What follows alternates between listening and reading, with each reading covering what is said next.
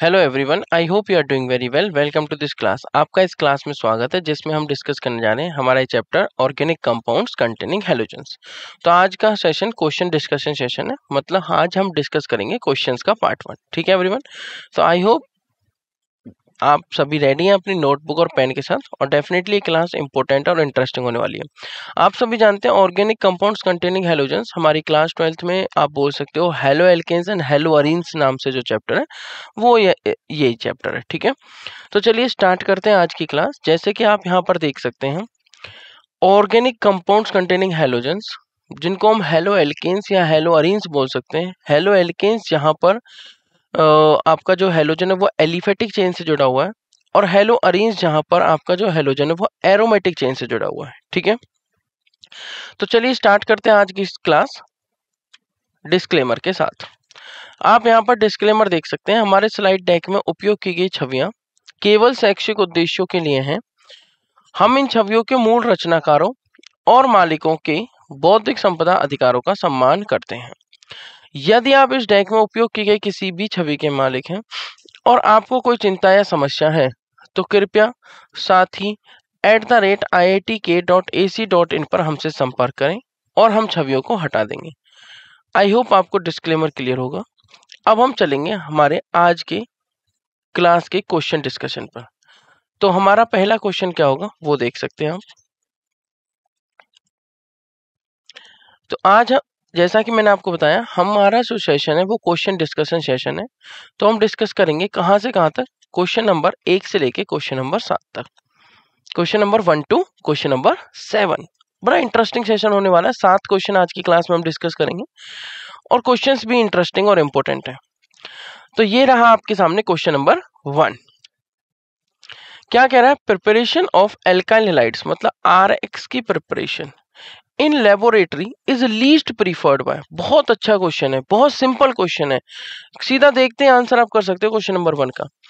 कह रहा है कि एल्काइल हैलाइड मतलब आरएक्स की प्रिपरेशन सबसे कम प्रीफर वाला मेथड कौन सा है? Halide exchange method, treatment of alcohols, addition of hydrogen halides and to alkenes, या direct halogenation of alkenes. Halide exchange method आपको पता ही, जैसे Finkelstein reaction, Swarts reaction. Treatment of alcohol, alcohol का ट्रीटमेंट किसी सॉल्ट के साथ या किसी कंपाउंड के साथ जिसमें हैलोजन हो। Addition of hydrogen halide to alkenes, alkenes पर HCl HBr इनका या HX का एडिशन। और direct halogenation of alkanes. Direct halogenation में आपको अगर एग्जाम्पल या फिर मैं आपको बताऊं कि क्या हो रहा होगा इसमें, तो फ्री रेडिकल मैकेनिज्म हम इसमें पढ़ते हैं डायरेक्ट हैलोजिनेशन में, जो हमारा like halogen in presence of sunlight या HNO के प्रेजेंस में हम करते हैं। अब आपको चूज करना है, हिंट तो मैंने आपको देखो दे दी है। अब आपको चूज करना है कि कौन सा मेथड लीस्ट प्रीफर्ड है। लीस्ट प्रीफर्ड जिसे सबसे कम प्राथमिकता दी जाती है, वो कौन सा मेथड हो सकता है? सिंपल क्वेश्चन है, आंसर देखते ही पता लग रहा है हमें ऑप्शंस को, राइट? चलिए इस क्वेश्चन को सॉल्व करने के लिए मैं आपको देता हूं 10 सेकंड का समय। 10 सेकंड के बाद हम देखेंगे इस क्वेश्चन का आंसर।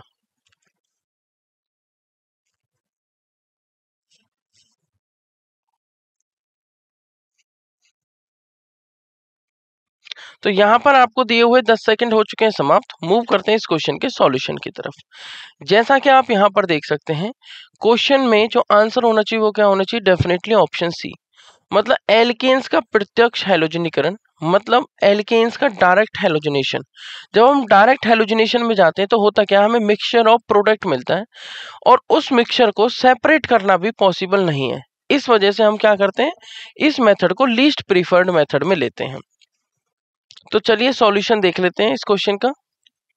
तो ये रहा क्वेश्चन नंबर 1 का answer, option D, direct halogenation of alkanes is the least preferred method. जब हम प्रिपरेशन कर रहे हो एल्काइल हैलाइड की, प्रिपरेशन के टाइम पे एल्काइल हैलाइड की इन लेबोरेटरी। सॉल्यूशन आप देख सकते हैं, बाय डायरेक्ट हैलोजिनेशन अगर हम करते हैं, आप कोई भी हैलोजन ले लीजिए, जैसे मान लीजिए Cl2 ले लिया, उसको एडिशन करना है किसी एल्केन पे, suppose methane, ethane, propane etcetera. अब मिक्सचर ऑफ मोनो हैलोजन, एक हैलोजन, डाई हैलोजन, दो हैलोजन जुट जाएंगे, tri halogen 3 halogen and tetra halogen मतलब 4 हेलोजन के सब्स्टिट्यूटेड प्रोडक्ट मिलेंगे is obtained by this method. These are difficult to separate. इस वजह से ये मेथड सबसे लीस्ट प्रीफर्ड मेथड है, इस मेथड को सबसे कम प्राथमिकता दी जाती है। इजी सा क्वेश्चन है ना। आई होप आप रिएक्शन का इंतजार कर रहे होंगे, तो आप रिएक्शन भी यहां पर देख सकते हैं। फॉर एग्जाम्पल अगर हमने लिया मिथेन, जिसको हम कहते हैं मिथ प्लस एन मिथेन, तो मिथेन ने किसके साथ रिएक्शन करी, Cl2। एक एग्जाम्पल के लिए मैंने लिया है, क्लोरीनेशन हम यहाँ पे कर रहे हैं, जिसको हम हेलोजिनेशन भी कह सकते हैं। हेलोजिनेशन मतलब हेलोजन का जुड़ना, और क्लोरीनेशन मतलब क्लोरीन का जुड़ना। इन प्रेजेंस ऑफ सनलाइट या HNO आप लिख सकते हैं। प्रोडक्ट क्या बनेगा, इस मिथेन का एक H, इस मिथेन का एक H, एंड बताइए आगे इस क्लोरीन का एक Cl। ये निकल जाएंगे। फ्री रेडिकल मैकेनिज्म फॉलो होता है, जिसमें 3 स्टेप होते हैं, main chain initiation, chain propagation और चेन टर्मिनेशन। एक ओवरव्यू अगर मैं आपको इन 3 स्टेप का दूं, तो इनिशिएशन में क्या होता है, मॉलिक्यूल होता है, मॉलिक्यूल रेडिकल बनाते हैं। प्रोपेगेशन में मॉलिक्यूल प्लस रेडिकल मिलके नया मॉलिक्यूल प्लस नया रेडिकल बनाते हैं। और टर्मिनेशन में तो जो भी जितने भी रेडिकल्स हैं कंबाइंड हो गए, टर्मिनेट करते हैं चेन को और मॉलिक्यूल बनाते हैं। The important point is here कि इसका H गया है और इसका Cl, तो HCl निकल गया एज ए साइड प्रोडक्ट, बचा गया यहाँ पे CH3 और यहाँ पर Cl, तो वो जुड़ जाएंगे और क्या बन जाएगा CH3Cl, जिसको आप कह सकते हो क्लोरोमीथेन या मिथाइल क्लोराइड बन गया ना, हेलो एल्केन। ठीक है, Cl2HNO अगर फिर से यूज कर लेते हैं तो बन जाता है आपका CH2Cl2। सेम प्रोसीजर, वही H यहाँ से चला जाएगा और Cl यहाँ से, H CH3 से चला जाएगा और Cl आपका Cl2 से, तो प्रोडक्ट बन जाएगा CH2Cl2। मतलब उस कार्बन पर जिस पर हाइड्रोजन है, सब्स्टिट्यूशन होके हाइड्रोजन का Cl बन रहा है, मतलब हाइड्रोजन सब्स्टिट्यूट हो रहा है और Cl जुड़ रहा है। तो एक कार्बन पर 2 हाइड्रोजन 2 क्लोरीन है फिलहाल, इसको हम बोलेंगे डाइक्लोरोमीथेन, या फिर आप बोल सकते हो डाइक्लोरोमीथेन, राइट। उसके अलावा अगर नेक्स्ट पॉइंट पे देखें Cl2HNO, तो क्या है ये, देखो अगर उसके अलावा इसकी CH2Cl2 का आपका नाम लिखना है तो आप इसका नाम भी लिख सकते हो, लाइक 1,1, बट 1 का कोई मतलब नहीं है, अगर एक ही कार्बन है तो ओमिट कर सकते हैं आप उसे, ठीक है। Cl2HNO फिर से यूज किया, फिर से क्या होगा, HCl होगा, मतलब हाइड्रोजन क्लोराइड रिमूव हो जाएगा, और क्या होगा आपका यहाँ से H और यहाँ से Cl, फिर से आपका प्रोडक्ट बन जाएगा CH, मतलब कि नेक्स्ट वाला हाइड्रोजन लगने के बाद CHCl3। CHCl3 इज क्लोरोफॉर्म, जो एज ए एनेस्थेसिया यूज करते हैं, राइट। एनेस्थेटिक है, प्रॉपर्टीज है इसके अंदर। और इम्पोर्टेंट बात, इसको और क्या बोलते हैं बताइए, क्लोरोफॉर्म हो गया ये CHCl3, और इसको बोल सकते हैं ट्राइक्लोरोमीथेन।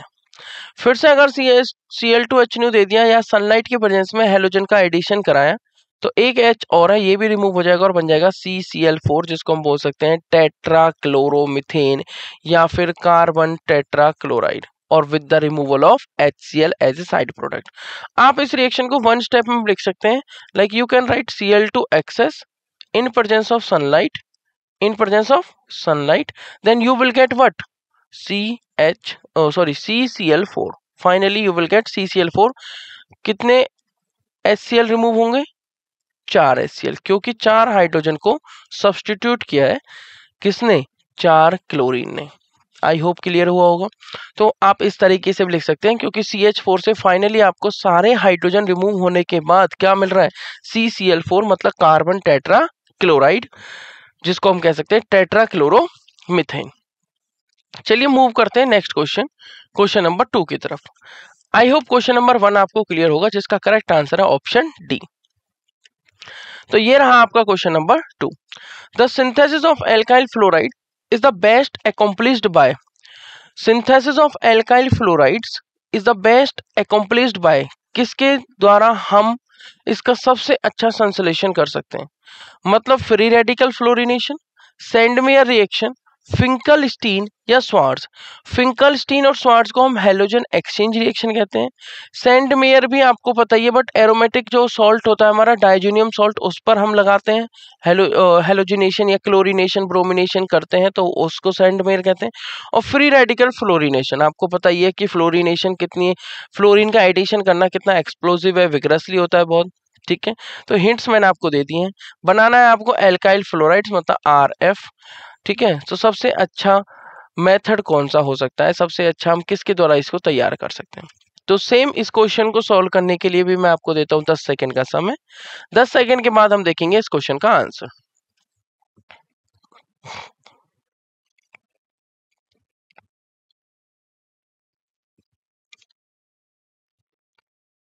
तो यहां पर आपको दिए हुए 10 सेकंड हो चुके हैं समाप्त।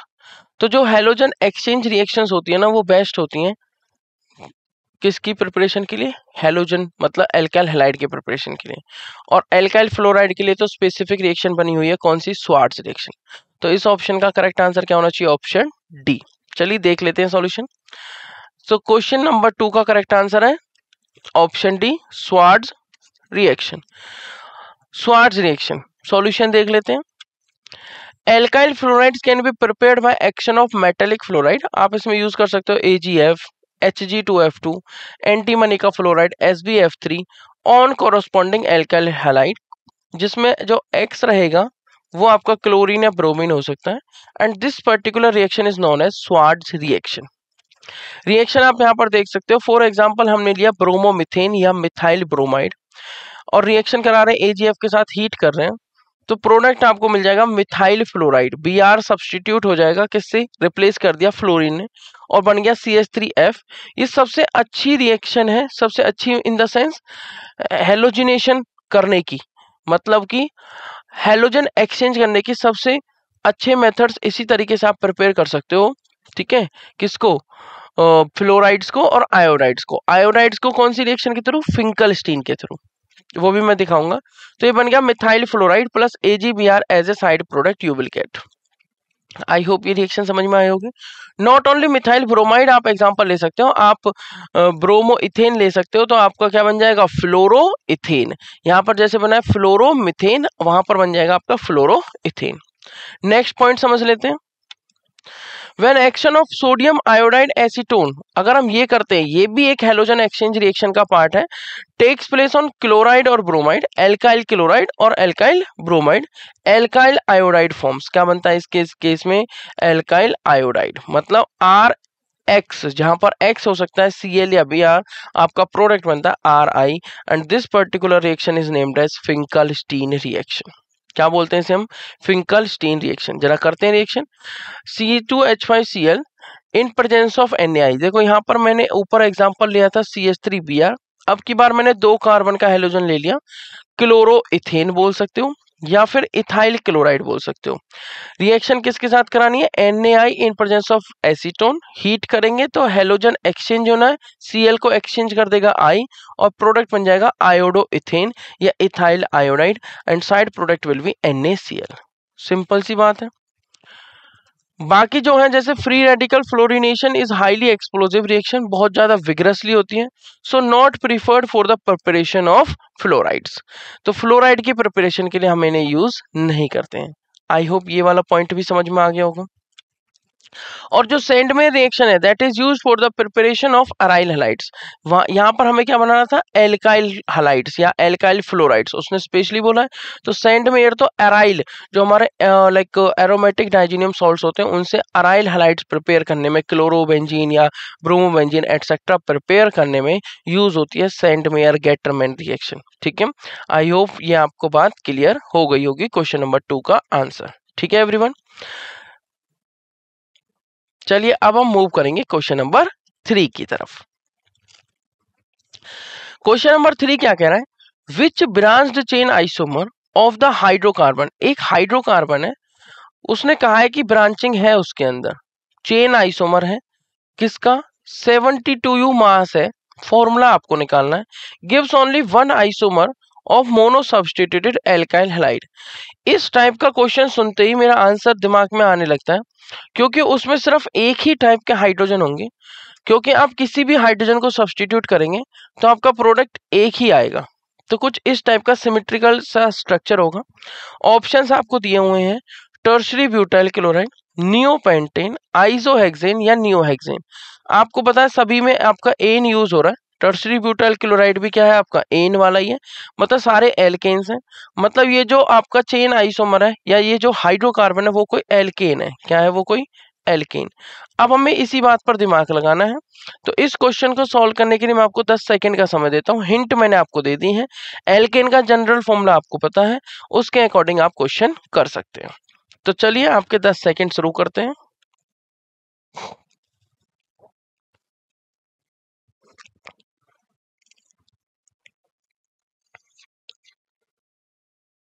तो यहाँ पर आपको दिए हुए 10 सेकंड हो चुके हैं समाप्त। मूव करते हैं इस क्वेश्चन के सॉल्यूशन की तरफ।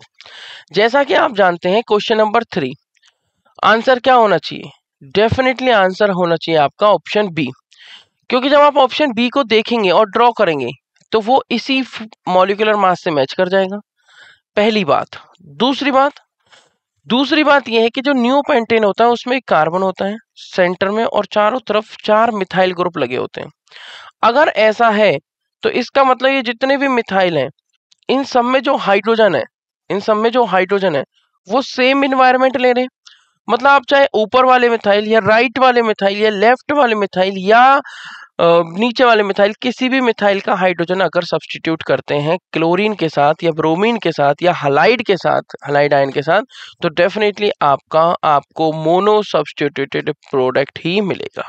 ठीक है, तो करेक्ट आंसर क्या होना चाहिए, ऑप्शन बी। चलिए सॉल्यूशन समझ लेते हैं। सो करेक्ट आंसर क्या होगा क्वेश्चन नंबर 3 का, ऑप्शन बी नियोपेंटेन। कैसे इसको सॉल्व करेंगे, कैसे एग्जाम में करना है वो समझिए। एक हाइड्रोकार्बन दिया हुआ है जिसका मॉलिक्यूलर मास 72 है। हम क्या मानते हैं, let the molecule B CnH2n+2, क्योंकि ऑप्शंस में सारे एल्केन दिए हुए हैं तो मान लेते हैं मॉलिक्यूल जो है वो CnH2n+2 है, जहां पर कार्बन N है और हाइड्रोजन 2n है, +2 है। ठीक है, तो इस फॉर्मूले के according molar mass of CnH2n+2 कितना दे रखा है, 72U। और इस फॉर्मूले में मास ड्यू टू कार्बन कितना है, 12NU। यू मतलब यूनिफाइड मास, जिसे हम AMU बोलते थे प्रीवियसली। हाइड्रोजन की वजह से कितना हो जाएगा, mass due to hydrogen is 2n+2U। अगर ऐसा है तो टोटल मास कितना हो जाएगा, इन दोनों को ऐड कर दीजिए, इस मॉलिक्यूल का molar mass 12n+2n+2। Molar mass किसके इक्वल है, 72U, तो पुट कर दिया। सॉल्व करेंगे, 14n इक्वल टू क्या आ जाएगा, 70, क्योंकि 72 - 2 कितना आ जाएगा, 70। और n की वैल्यू कितनी आ जाएगी, n इक्वल टू 5। मतलब आपका फॉर्मूला क्या बन गया, C5H, 5 दूनी 10 और 2 12, C5H12। C5H12 आपको जो ऑप्शन दिए हुए हैं उनसे मैच करेंगे। कौन से ऑप्शन से मैच कर रहे हैं, नियोपेंटेन से, नियोहेक्सेन से या आइसोहेक्सेन से या फिर आपका टर्शरी ब्यूटाइल क्लोराइड से। तो क्योंकि फॉर्मूले में सिर्फ C5H12 है, ये एक हाइड्रोकार्बन है, तो टर्शरी ब्यूटाइल जो दे रखा था क्लोराइड वो तो ऑप्शन से हट ही गया। ठीक है, अब ये ऑप्शन आप देखेंगे किससे मैच करेगा, नियोपेंटेन से। क्यों, एक तो ये कि ये 5 कार्बन वाला है, पेंट मतलब 5, ठीक है, और हेक्सेन वाले में ऑटोमेटिकली 6 कार्बन हो गए, इसलिए वो सीधा ही कैंसिल आउट हो गया। दूसरा रीजन ये है कि ये मोनो सब्स्टिट्यूटेड एल्काइल हैलाइड देगा। वो कैसे समझेंगे हम, रिएक्शन से। सो हाइड्रोकार्बन हमारा क्या हो गया, C5H12। रिएक्शन देख लेते हैं। उससे पहले ये समझिए, since it gives only single C5H11Cl, जब भी इससे एक H आप हटाओगे तो एक ही C5H11Cl मिलेगा। कोई मल्टीपल या किसी और पोजीशन पे Cl जोड़ने का कोई फायदा नहीं, क्योंकि उसका एक ही इन्वायरमेंट है, सारे हाइड्रोजन एक ही टाइप के हैं, तो एक ही प्रोडक्ट मिलेगा। आप कहीं भी जोड़ लीजिए प्रोडक्ट एक ही होगा। 10 C5H12 इज सिमेट्रिकल और इसका मतलब इट इज नियोपेंटेन। रिएक्शन से समझिए, C पर चारों तरफ मिथाइल CH3 CH3 CH3 हो गया C5H12। ये सारे किस टाइप के हैं, प्राइमरी टाइप के। ये सारे कैसे हैं, प्राइमरी टाइप के। तो ये भी प्राइमरी, ये भी और ये भी सारे प्राइमरी हैं। कहीं से भी आप H को सब्स्टिट्यूट करिए, रिप्लेस करिए Cl के साथ, प्रोडक्ट एक ही मिलेगा। तो C पर चारों तरफ CH3 Cl2H के साथ रिएक्शन कराई, तो क्या बना आपका C पर CH3 CH3 CH3 और इधर आ गया CH2Cl। आप यहां से करा लीजिए, आप इस वाले को कर दीजिए CH2Cl, तब भी प्रोडक्ट वही होगा आपका टर्शरी ब्यूटाइल क्लोराइड। आप इसे बोल सकते हो, क्या बोल सकते हो, टर्शरी ब्यूटाइल क्लोराइड नहीं। ये छोटे छोटे मिस्टेक हैं। टर्शरी ब्यूटाइल क्लोराइड क्या होता है, CH3 CH3 और CH3, ये हो गया टर्शरी ब्यूटाइल। अब क्लोराइड डायरेक्टली इससे अटैच्ड है।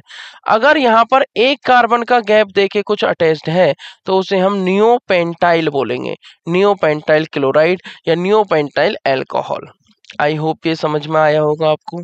क्वेश्चन नंबर 3 का करेक्ट आंसर क्या हो गया, ऑप्शन बी नियोपेंटेन, जो कि एक सिमेट्रिकल स्ट्रक्चर है। मूव करूं नेक्स्ट क्वेश्चन, क्वेश्चन नंबर 4 की तरफ। तो ये रहा आपका क्वेश्चन नंबर 4। कह रहा है आपको एक रिएक्शन दी हुई है, बेंजीन पर CH2 CH double bond CH2 plus HCl, X क्या है, X क्या होगा बताइए। ऑप्शंस भी दिए हुए हैं, ऑप्शंस दिए हुए हैं कि जो बेंजीन है उस पर CH2 देन CH पर Cl then CH3। Option B benzene पर CH2 CH2 CH2Cl, मतलब 3 कार्बन और Cl। ऑप्शन सी बेंजीन पर CH पर Cl then CH2 CH3। Then option D में बेंजीन से ही डायरेक्टली अटैच्ड है Cl, सेकंड कार्बन या फर्स्ट कार्बन जो भी होगा वो आप नंबरिंग देखेंगे, और बेंजीन के ऊपर लगा हुआ है CH2 CH3। ठीक है, बेंजीन के ऊपर क्या लगा हुआ है CH2 CH3। ठीक है, ये आपको क्या दे रखे हैं, ऑप्शंस। ये आपको क्या दे रखे हैं, ऑप्शंस। कितने ऑप्शंस दे दिए आपको, 4 ऑप्शंस। चलिए आप देखते हैं। जब ऑप्शन ABCD में से आपको कोई एक ऑप्शन चूज करना है, बहुत सिंपल है। HCl का एडिशन आपने पढ़ा होगा, मार्कोनिकॉफ एडिशन करना है, इसमें हिंट दे दी। बट एक और चीज माइंड में लेके चलनी है, डायरेक्ट मार्कोनिकॉफ एडिशन से नहीं होगा, आपको स्टेबिलिटी ऑफ कार्बोकेटाइन भी चेक करना है। ठीक है, तो चलिए इस क्वेश्चन को सॉल्व करने के लिए मैं आपको देता हूं 10 सेकंड का समय। 10 सेकंड बाद हम देखेंगे इस क्वेश्चन का आंसर।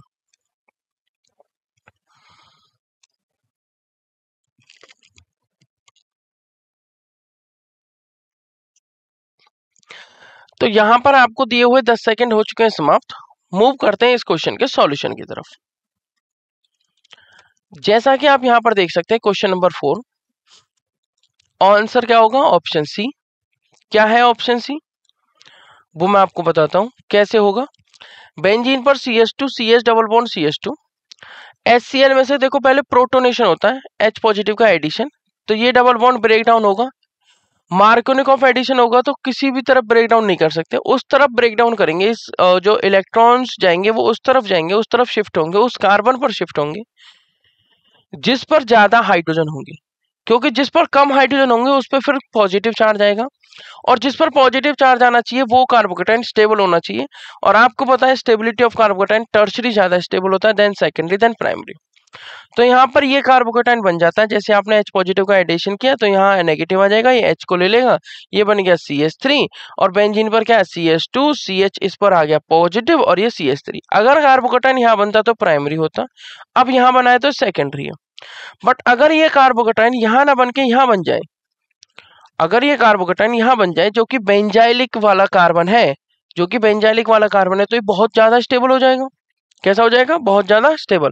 अभी तो ये सिर्फ सेकेंडरी है, बट अगर यहाँ रीअरेंजमेंट हो जाती है, 1,2 हाइड्राइड शिफ्ट हो जाती है, ये वाला हाइड्रोजन निकल के इधर चला जाता है, 1,2 हाइड्राइड शिफ्ट होते ही रीअरेंजमेंट होते ही ये इस कार्बन पर पॉजिटिव आएगा, और ये आपका बेंजाइलिक टाइप का कार्बन है। ये कैसा है, बेंजाइलिक टाइप का कार्बन, जो कि मोर स्टेबल होता है as compared to secondary and primary. तो सेकेंडरी से ज्यादा स्टेबल है ये वाला कार्बोकेटाइन, तो more stable carbocation due to resonance, जिस वजह से यही आपका कार्बोकेटाइन स्टेबल होगा, और फिर Cl नेगेटिव का अटैक हो जाएगा और Cl नेगेटिव इस पे जुड़ जाएगा। तो क्या बना आपका प्रोडक्ट, बेंजीन, बेंजीन पर CH, CH पर Cl, CH2 CH3। ये प्रोडक्ट मेजर प्रोडक्ट होगा, ये ध्यान रखना है। HCl का एडिशन हुआ है अकॉर्डिंग टू मार्कोनिकॉफ एडिशन, आप इसे बोल सकते हैं।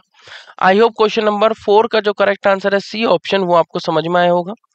मूव करते हैं अब हम नेक्स्ट क्वेश्चन, क्वेश्चन नंबर 5 की तरफ। क्वेश्चन नंबर 5 क्या कह रहा है, which of the following has highest melting point. Melting point के लिए हमें कुछ चीजें देखनी होती हैं। मेल्ट कौन होगा, सॉलिड, और सॉलिड होता है क्लोजली पैक्ड।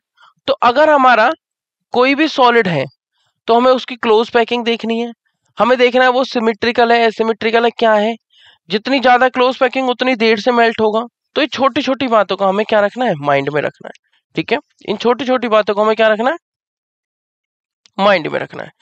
तो इनमें से सबसे हाईएस्ट मेल्टिंग पॉइंट किसका है, इस पॉइंट को बताते हैं, सिमेट्रिकल वाले पॉइंट को। ये आंसर हो गया हमारा। बाकी आपको स्ट्रक्चर्स आने चाहिए सभी के, वो मोस्ट इंपोर्टेंट है। तो इस क्वेश्चन को सॉल्व करने के लिए मैं आपको 10 सेकंड का समय दूंगा। उन 10 सेकंड्स में आपको देखना है कि chlorobenzene, ortho dichlorobenzene, Meta dichlorobenzene या पैरा डाइक्लोरोबेंजीन में से कौन सा आंसर होना चाहिए। तो चलिए आपको दिए जाने वाले 10 सेकंड शुरू करते हैं अब।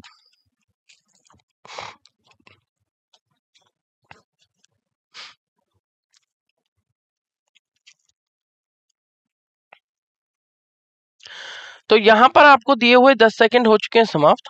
मूव करते हैं इस क्वेश्चन के सॉल्यूशन की तरफ। जैसा कि आप जानते हैं क्वेश्चन नंबर 5 क्या आंसर होना चाहिए, डेफिनेटली आंसर होना चाहिए पैरा डाइक्लोरोबेंजीन, क्योंकि पैरा वाला स्ट्रक्चर सबसे ज्यादा सिमेट्रिकल है इन सब में और क्लोज पैकिंग अच्छी होगी। तो ये रहा क्वेश्चन नंबर 5, इसका आंसर क्या होगा, para dichlorobenzene. Correct answer is option D. इस तरीके से आप इसका सॉल्यूशन समझ सकते हैं। Para dichlorobenzene has highest melting point because it has symmetrical structure and due to which it can fit well in its crystal lattice। और अगर इतनी अच्छी फिटिंग है, इतनी अच्छी क्लोज पैकिंग है, तो definitely intermolecular forces of attraction is also strong. तो ये आपका 1-2 रिलेशन को बोलते हैं ऑर्थो डाइक्लोरोबेंजीन, 1-3 को बोलते हैं मेटा डाइक्लोरोबेंजीन और ये 1-4 को बोल देते हैं पैरा डाइक्लोरोबेंजीन। तो जो पैरा डाइक्लोरोबेंजीन है एकदम से सिमेट्रिकल, आप इधर से देखें, इधर से देखें, इधर से देखें, इधर से देखें, किधर से भी देखें, ये क्या दिख रहा है आपको, सिमेट्रिकल दिख रहा है। तो more symmetrical and better crystal fitting, better close packing, जिस वजह से पैरा डाइक्लोरोबेंजीन का जो मेल्टिंग पॉइंट है वो हाईएस्ट है among these option, highest melting point. I hope आपको क्वेश्चन नंबर 5 जिसका करेक्ट आंसर ऑप्शन डी है वो समझ में आया होगा। चलिए अब हम मूव करते हैं हमारे आज की क्लास के नेक्स्ट क्वेश्चन, क्वेश्चन नंबर 6 की तरफ। तो ये है आपका क्वेश्चन नंबर 6। तो जैसा कि आप देख सकते हैं क्वेश्चन नंबर 6 में क्या कहा गया है, arrange the following compounds in the increasing order of their boiling point. Compounds आपको क्या क्या दे रखे हैं, CH3 CH, उस पर एक और CH3, देन CH2Br। ठीक है, आप इस हेलोजन को देख सकते हो, आपको पहचानना है कि ये प्राइमरी है, सेकेंडरी है, टर्शरी है। उसके बाद सेकंड ऑप्शन में क्या दिया हुआ, CH3 CH2 CH2 CH2Br, ये भी आपको पहचानना है प्राइमरी है, सेकेंडरी है, टर्शरी है। और थर्ड वाले में एक सेंटर में कार्बन, उसके 3 तरफ तो मिथाइल ग्रुप एंड एक तरफ है हलाइड जो कि ब्रोमाइड हम यहाँ पे यूज कर रहे हैं, राइट। तो इन्हीं को अरेंज किया गया 1 2 3, आप यहाँ पर देख सकते हैं ABCD में इनको अरेंज किया गया increasing order of their boiling point में। आई होप आपको समझ में आया होगा कि क्वेश्चन नंबर 6 को किस तरीके से अटेम्प्ट करना है, क्योंकि आप सभी को पता है कि जो बॉइलिंग पॉइंट है, अगर सरफेस एरिया क्या होगा, कम होगा, तो इंटरेक्शंस कम होंगी, वेंडरवॉल इंटरेक्शंस, जिस वजह से क्या होगा, अगर सरफेस एरिया कम होगा तो वेंडरवॉल इंटरेक्शंस कम होंगी, वेंडरवॉल इंटरेक्शंस कम होंगी तो बॉइलिंग पॉइंट कम होगा। मतलब ब्रांचिंग बढ़ने के साथ साथ सरफेस एरिया कम होता है, वेंडरवॉल इंटरेक्शंस कम होती हैं, बॉइलिंग पॉइंट कम होता है। इस पॉइंट का यूज करते हुए आप इस क्वेश्चन को सॉल्व करिए। इस क्वेश्चन को सॉल्व करने के लिए मैं आपको देता हूं 10 सेकंड का समय। 10 सेकंड के बाद हम देखेंगे इस क्वेश्चन का answer.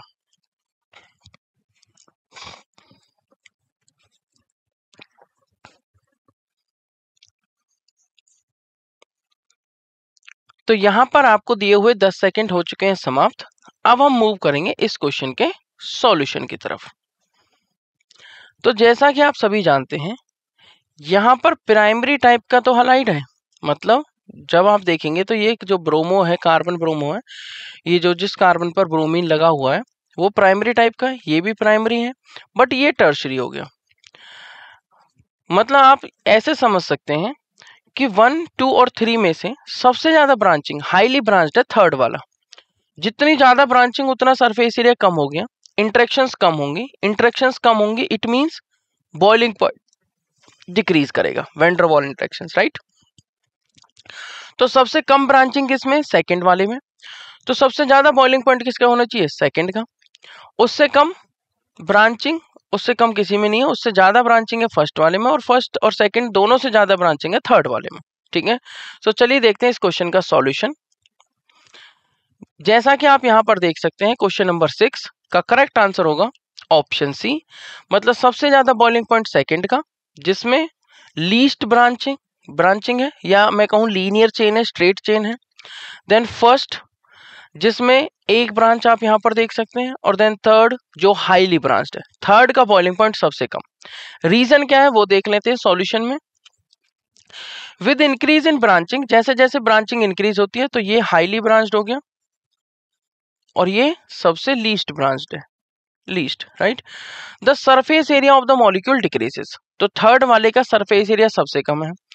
And van der Waals forces of attraction also decreases, जिस वजह से क्या होगा, which can be overcome at a relatively lower temperature, जिस वजह से जो बॉइल करने के लिए टेम्परेचर चाहिए वो एक लोअर टेम्परेचर पर ही हम उसे अटेन कर सकते हैं, ओवरकम कर सकते हैं। Hence the boiling point of an alkane chain decreased with increase in branching. तो क्या लिखा हुआ, van der Waals forces of attraction decreases which can be overcome, कब ओवरकम कर सकते हैं, at a relatively low temperature, lower temperature, ठीक है। हेंस द बॉइलिंग पॉइंट क्या होगा ऑफ एन एल्केन चेन, जो यहाँ पे 3 चेन दे रखी है 1, 2 और 3 में, जिसमें से थर्ड वाली हाईली ब्रांच्ड है और उससे कम ब्रांचिंग फर्स्ट में है और उससे सबसे कम ब्रांचिंग सेकंड में है, तो सेकंड वाले का बॉइलिंग पॉइंट सबसे ज्यादा होगा, देन फर्स्ट आएगा और थर्ड वाले का बॉइलिंग पॉइंट सबसे कम होगा। करेक्ट आंसर आपका ऑप्शन सी मैच कर रहा है, ठीक है, क्योंकि boiling point of alkene chain decreased with increase in branching, ये बात हमें ध्यान रखनी है।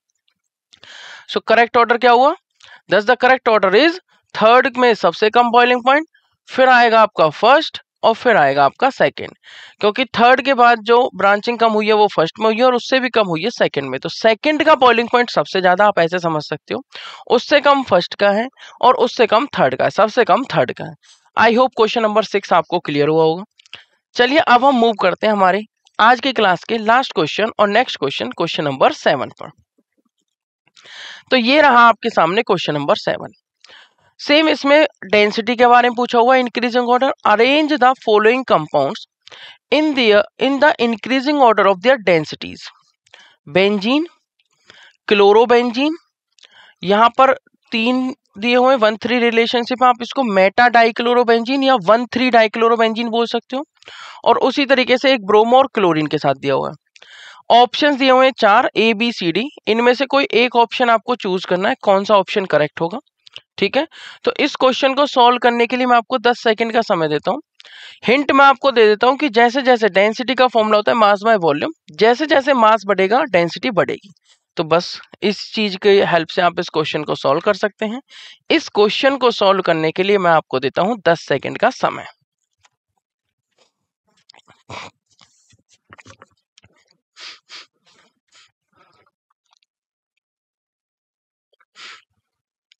आई होप आपको ये क्वेश्चन समझ में आ गया होगा, ठीक है, और आपने आंसर निकाल लिया होगा। तो चलिए इस क्वेश्चन का सॉल्यूशन देख सकते हैं हम। तो इस क्वेश्चन का करेक्ट आंसर होगा डेफिनेटली ऑप्शन ए, सबसे कम डेंसिटी होगी फर्स्ट की, क्योंकि इसमें कोई भी हेलोजन ग्रुप नहीं है।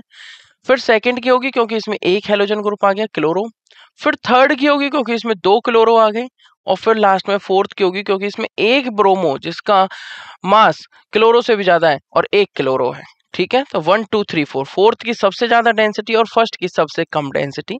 रीजन आप यहां पर देख सकते हैं, डेंसिटी डायरेक्टली प्रोपोर्शनल होती है मॉलिक्यूलर मास के, जैसे जैसे मॉलिक्यूलर मास बढ़ेगा डेंसिटी बढ़ेगी, क्योंकि डेंसिटी का फॉर्मूला ही होता है mass by volume. Density of alkyl halides decreases in the following order, अगर मैं एल्काइल हैलाइड की बात करूं या मैं सिंपल हैलाइड की बात करूं तो डेंसिटी कैसे डिक्रीज होगी, सबसे ज्यादा डेंसिटी किसकी होगी भाई, अगर मैं हैलाइड की बात करूं तो सबसे ज्यादा डेंसिटी किसकी होनी चाहिए, top to bottom mass increase करता है, तो क्या ऑर्डर होना चाहिए, एल्काइल आयोडाइड की सबसे ज्यादा डेंसिटी, फिर alkyl bromide, then alkyl chloride और एल्काइल फ्लोराइड की सबसे कम डेंसिटी, क्योंकि फ्लोरीन का मास कम है, सबसे ज्यादा मास आयोडीन का, जिस वजह से एल्काइल आयोडाइड की सबसे ज्यादा डेंसिटी। यहाँ पे एल्काइल को रिप्लेस कर दिया गया बेंजीन से, मतलब एराइल से, तो आप उसी अकॉर्डिंग ऑर्डर बना सकते हैं। तो एल्काइल आयोडाइड की सबसे ज्यादा डेंसिटी, उससे कम एल्काइल ब्रोमाइड, उससे कम एल्काइल क्लोराइड, उससे भी कम एल्काइल फ्लोराइड। आई होप आपको ये क्वेश्चन नंबर 7 समझ में आया होगा, जिस वजह से करेक्ट ऑप्शन क्या है, ऑप्शन ए। दस the correct option is option A. सबसे कम फर्स्ट की डेंसिटी, उससे ज्यादा सेकंड की, उससे ज्यादा थर्ड की, और सबसे ज्यादा डेंसिटी है फोर्थ की। ठीक है एवरीवन। सो यहां पर आज हमने क्वेश्चन नंबर 1 से लेकर 7 तक डिस्कस किए हैं। So this is the end of this session. So this is the time to say thank you. So thank you so much everyone. आज की क्लास को हम यहीं पर समाप्त करते हैं। धन्यवाद।